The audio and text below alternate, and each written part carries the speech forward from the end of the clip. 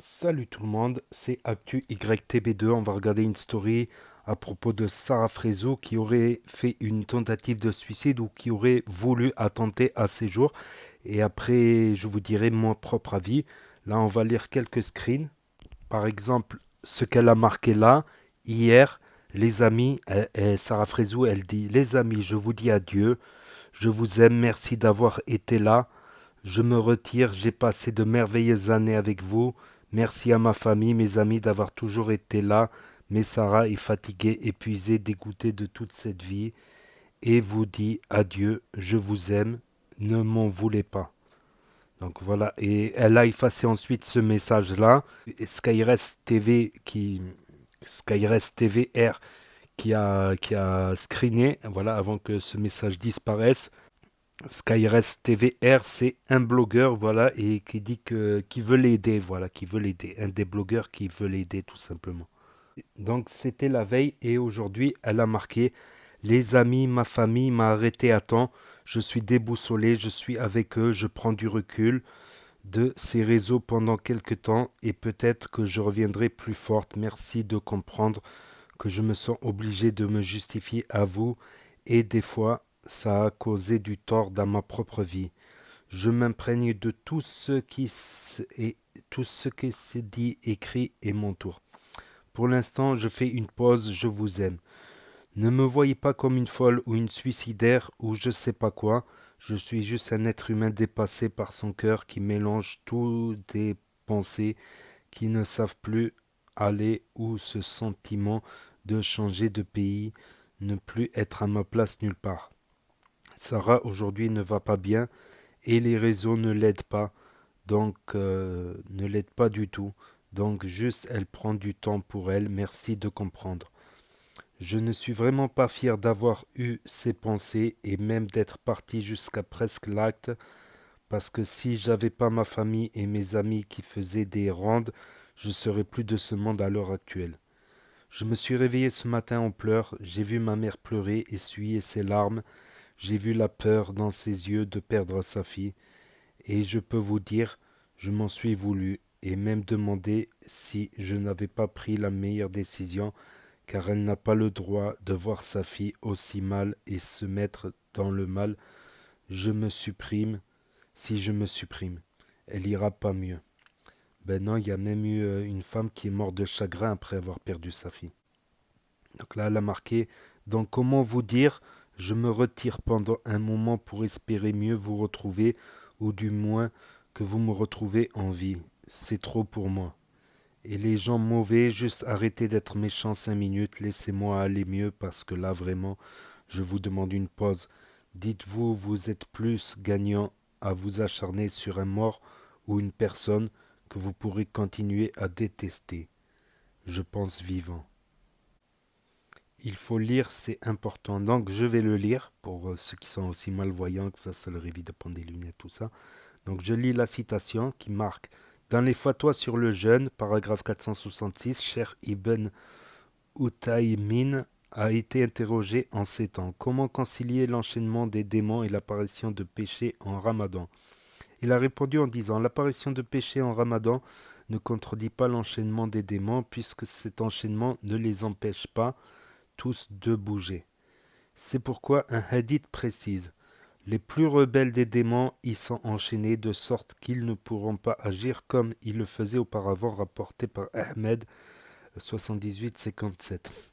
Ce hadith est cité par Al-Albani dans Daif at-Takhrib 586 et jugé par lui très faible.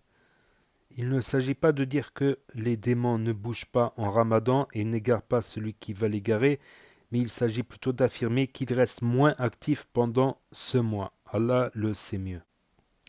Bref, vous avez compris ce monde de fous qui ne connaît rien et qui pense tout connaître de la vie des gens, de la religion, de tous en fait, sans rien savoir. J'essaye toutes les chances de mon côté, même si c'est dur, même si combien de fois, par exemple là, après la dernière fois que je l'ai fait, surtout que j'ai fait une fausse couche, et que, et que là tu dis, bah, ça a failli. Je vais pas vous mentir, c'est encore plus dur. Parce que, encore que ça fonctionne pas, tu dis, oh bon, vas-y, ça va fonctionner comme d'hab, quoi. Mais là, tu vois un test positif, tu vas faire ta prise de sang, tu vois que le taux d'hormones, il est bon, Tu te dis non, c'est pas possible parce qu'en fait, tu crois même plus. Après, tu crois même plus. Donc, tu vas refaire un test de sang. Et là, bim, tu vois que ça chute. Et là, tu te dis, mais en fait, je suis enceinte, je suis pas enceinte, t'es complètement perdu. Là, t'apprends que tu fais une fausse couche. Là, tu vois tes règles arriver. Je l'ai très mal vécu. Je l'ai très mal vécu. Quand t'es sous PMA, t'as l'impression d'être une droguée. T'as l'impression d'être comme les drogués qui se piquent tous les jours. J'ai 30 ans. Aujourd'hui, moi, je veux un enfant. Aujourd'hui, je veux avoir une vie de famille. Je veux pas qu'il soit trop tard. Je veux pas... Il n'est pas quelqu'un de plus triste que les autres, qui a plus mal que les autres sans raison. C'est simplement que le ressenti d'une chose est décuplé en lui parce qu'il perçoit dans cette chose beaucoup plus de profondeur qu'un autre. Et parfois il arrive que des hypersensibles ne se connaissent pas et ne savent même pas pourquoi ils s'isolent, pourquoi ils ne fréquentent pas beaucoup de gens, pourquoi ils n'arrivent pas à se sentir bien dans certaines situations avec du monde, parce que dans leur tête, il y a un mécanisme de défense qui vient à anticiper le comment je réagirais s'il se passe telle ou telle chose, comment je le vivrais. Je vais donner un exemple que tout le monde va comprendre. Des gens qui ont eu des problèmes sentimentaux, certains ont peur d'aimer à nouveau parce qu'ils savent la douleur que ça fait quand ça se casse. L'hypersensible, il vit parfois cette situation-là en dehors même de la relation de couple, dans des choses parfois banales de la vie, pour vous, mais peut-être pas pour lui. Situation-là. Donc voilà, c'était la story de Sarah Frézou. Donc soutien à elle, voilà. Soutien à elle. Bon, il y en a qui vont dire que le suicide c'est haram et encore plus pendant le ramadan. Mais là, elle était vraiment très mal. Et ça fait un moment qu'on voit qu'elle est pas bien dans ses stories, qu'elle est un peu en embrouille avec son mari. Là, il paraît que son mari, il est parti chez sa famille, seul, sans elle. Donc elle s'est retrouvée un peu seule. Son couple battait de l'aile. En plus, elle n'arrivait pas à avoir des enfants, c'est son souhait, à 30 ans.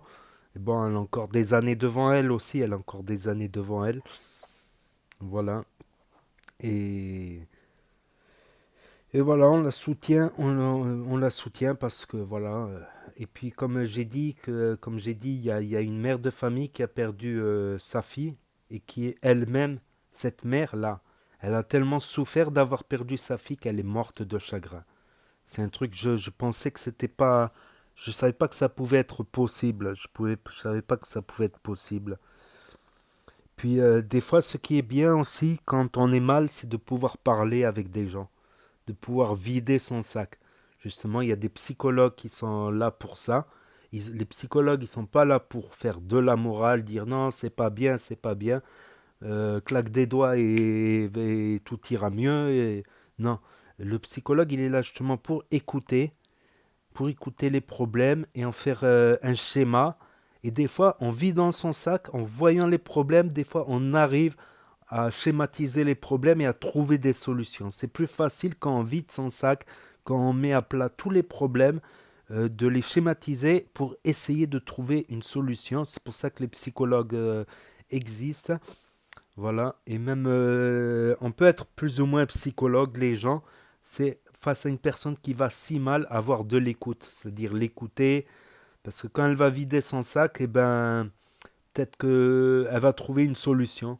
Ça prendra peut-être du temps, plus ou moins du temps, mais le premier travail, c'est pour moi, pour les cas de suicide, c'est de vider son sac, voilà. J'ai connu des gens dépressifs, et c'est vrai que les réseaux, ça aide pas. Quand tu vois, il y avait une influenceuse Andy Chou qui a mis fin à ses jours.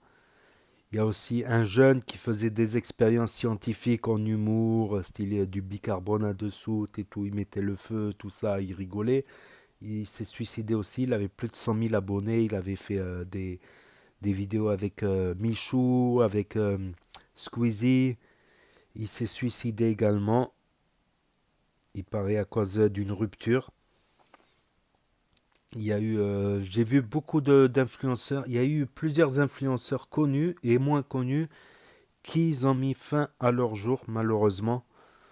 Donc, et les réseaux, forcément, ça peut. Je pense que voilà, faire une pause dans les réseaux sociaux, c'est une bonne chose. Ignorer les haters et puis vider son sac, parler avec des bonnes personnes, voilà. Au moins, l'avantage du psychologue, c'est que ça reste dans le secret professionnel. Voilà, tout ce qu'elle dit, c'est pas des trucs qui un jour pourront se retourner contre elle. Mais on sait un peu les problèmes qu'elle a, problèmes de couple, problème d'enfant, problème elle a repris la clope alors qu'elle avait arrêté la clope grâce au laser. Elle peut essayer aussi la cigarette électronique. En contrepartie, il y a eu beaucoup de choses qui... Voilà, et elle est exilée aussi en- à Dubaï. En France, elle est reconnue partout. Il y a des gens pas forcément bien partout.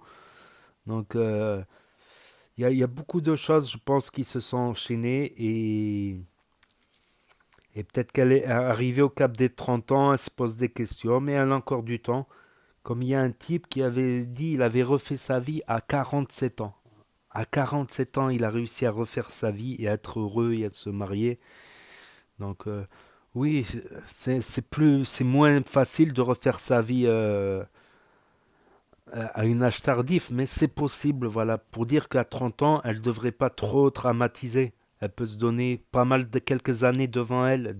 Elle peut se donner encore quelques années, pas mal d'années même devant elle. Voilà, et c'est pas facile aussi le statut de star parce que j'ai remarqué ça chez plusieurs influenceurs, influenceuses que j'ai suivis, avec qui même certains, avec certains avec qui j'ai parlé, c'est qu'ils ont toujours cette question, ils se posent toujours cette question, mais ces gens-là, ils sont là pour moi, pour ma personne, pour mes qualités, ou ils sont là pour mon buzz, ils sont là pour l'argent, ils sont là pour les réseaux, et ça c'est quelque chose qui ronge de l'intérieur beaucoup d'influenceurs et d'influenceuses, même si beaucoup ne le disent pas. Beaucoup ne le disent pas. Après, c'est pas tous les influenceurs qui roulent sur l'or non plus, mais bon, il y a les Ronaldo. Je pense que Frézou, quand même, elle fait partie des Ronaldo et Messi de l'influence, c'est-à-dire des plus grandes influenceuses francophones. Voilà, avec Jazz, Nabila, Maïva Guénam, Mila, etc. Dans les plus connus. Voilà, dans les plus connus. Donc, comme quoi, on peut être connu, célèbre, avoir fait de la télé, être célèbre et être malheureux, être déprimé. Ça veut rien dire. Ça veut rien dire. Ça veut rien dire. Certes, l'argent contribue au bonheur, mais ça fait pas tout non plus. Ça fait pas tout, comme j'ai dit. Voilà, ils ont certains soucis.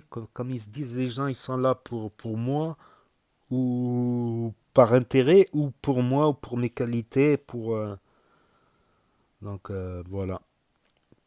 Elle a 3,5 millions d'abonnés, comme quoi.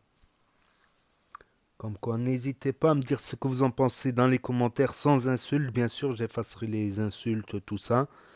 N'hésitez pas à mettre un pouce bleu, à vous abonner, à cliquer sur la cloche, et je vous dis à bientôt pour de nouvelles vidéos. Merci d'avoir regardé, c'était Actu YTB2, premier sur les actus du net des influx. Tchuss. Et courage à elle.